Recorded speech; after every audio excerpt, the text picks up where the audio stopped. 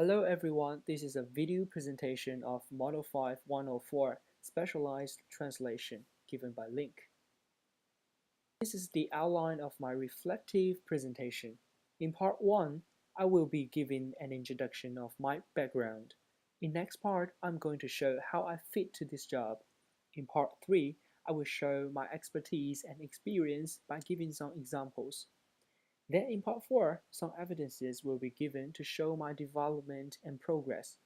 Last but not least, I will talk about next steps and future plan. Here comes the part 1 introduction. In this page, as you can see, on the left side, there is my academic background. I have a double bachelor's degree of management and English literature, and I am a continuing student in University of New South Wales, majors in Master of Translation and Interpreting. So I'm qualified to apply to this job with both intensive knowledge of commerce and comprehensive understanding of translation and interpreting. On the other hand, you can see from the right side of the screen, after graduation, I've been working in a financial magazine named VGT Weekly for more than 6 months. So I have a basic understanding of financial knowledge and working environment. After that, I also worked as an internship in BOC, Bank of China, so I'm familiar with credit business. With the academic background and working experience that mentioned above, here I want to talk about how I fit for this job.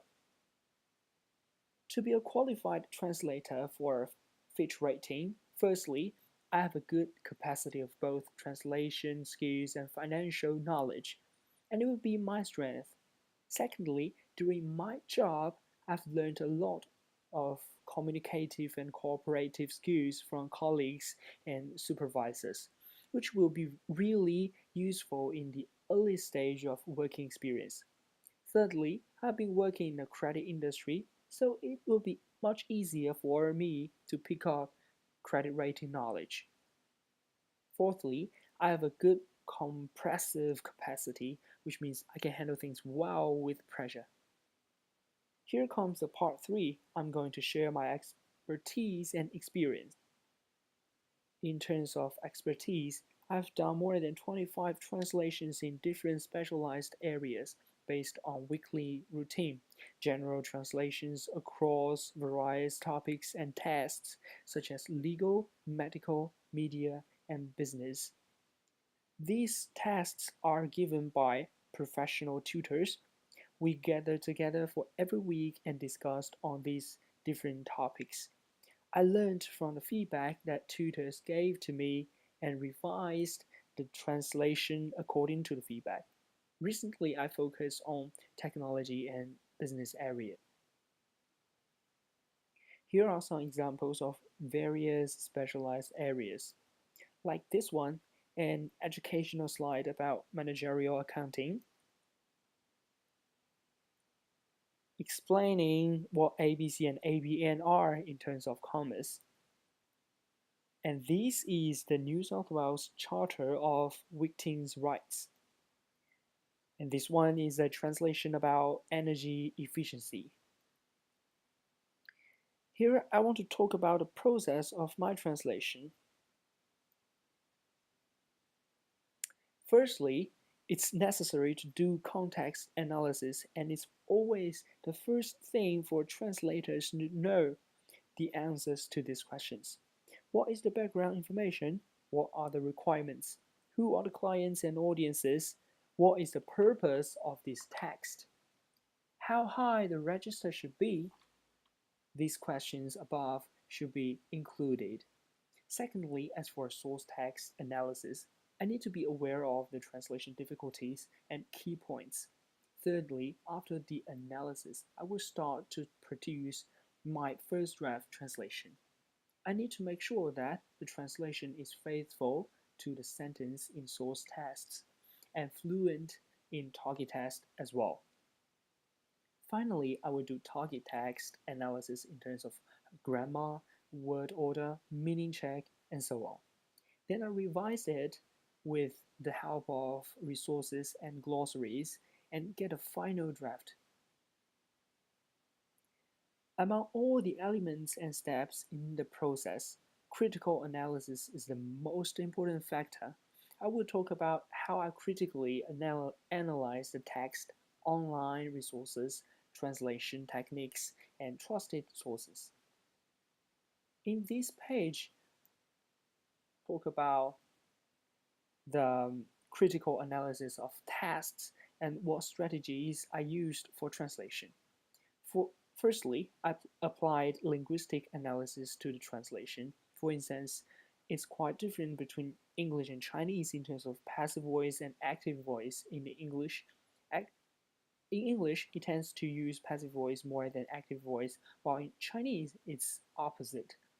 You can see from these two slides of managerial accounting tests, a lot of English sentences in passive voice are translated into active voice in Chinese. Secondly, another strategy is try to use effective online resources, evaluate them, and select some trusted sources. Thirdly, always be aware of translation techniques. They can be really useful under many circumstances. Sometimes the source text can be really difficult for us to understand because it is too specialized or we are not familiar with that area. So we need to get some help from online resources or our previous study experience. There are a number of similar translations on that specific topic and many specialized dictionaries as well, such as this bio dictionary and this e-business dictionary. Some academic papers or explanatory articles can be really useful, like this article about management accounting. There are also some existing organizations. Their official websites can be really helpful in terms of the information about terminologies and special expressions. It is always good to know an industry before you translate it. There are some translating consultancies online use it alternatively.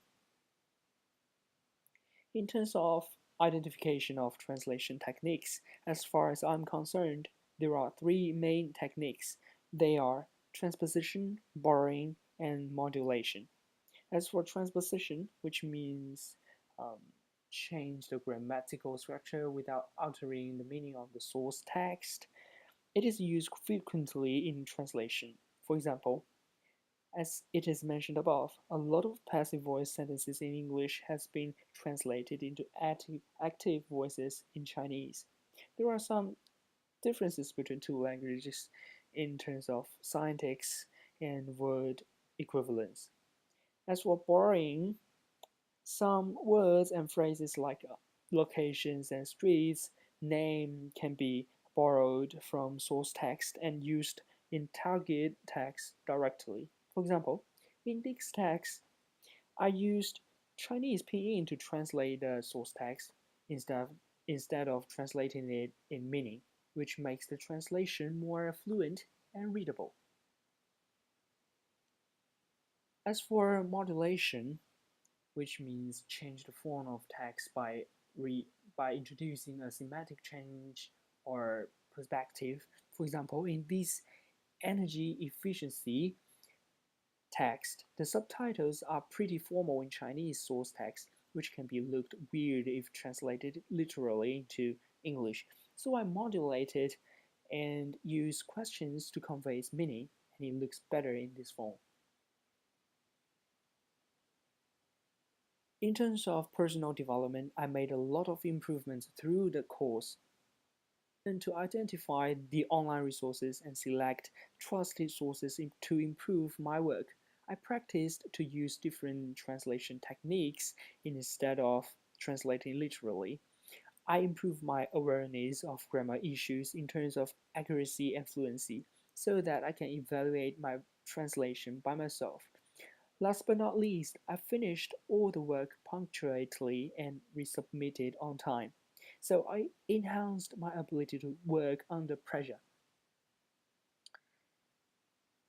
Through the whole journey of Model 5104, tutors played an important role. They helped me identify my grammatical problems and gave me constructive suggestions on specific topics. With their help, I improved my awareness of using translation techniques appropriately. They helped me improve accuracy and fluency of my translation. What's more, they shared a lot of useful resources not only from internet but also from their own experiences. The last part of my presentation. Next steps. Firstly, I want to improve my translation capacity in terms of accuracy and fluency. Secondly, I need to learn how to use resources more effectively. And thirdly, I want to continue to exposure to specialized tasks in different aspects. Fourthly, in the future, I'm going to get in touch with more professional translators. End of my presentation, I would like to share a famous quote about translation. A satisfactory translation is not always possible, but a good translator is never satisfied with it. It can usually be improved. That's all for my presentation. Thank you for watching.